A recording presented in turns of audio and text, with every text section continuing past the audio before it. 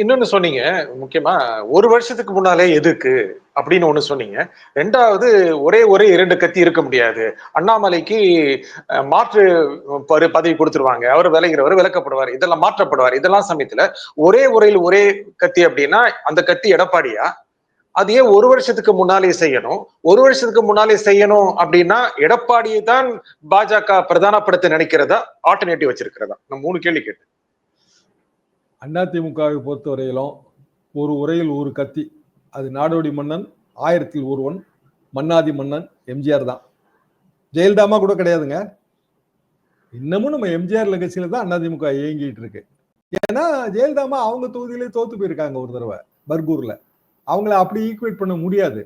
ஆனா அதிமுகவோட அந்த ஓட்டு வங்கியை காப்பாத்தி கொண்டு வந்தாங்க, பராமரிச்சாங்க. அப்படி நம்ம எடுத்துக்கிடலாம்.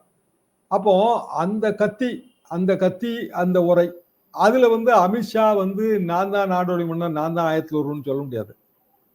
அப்படி சொன்னா இவன் அடிப்படையில ஏத்துக்க மாட்டாங்க இவங்க.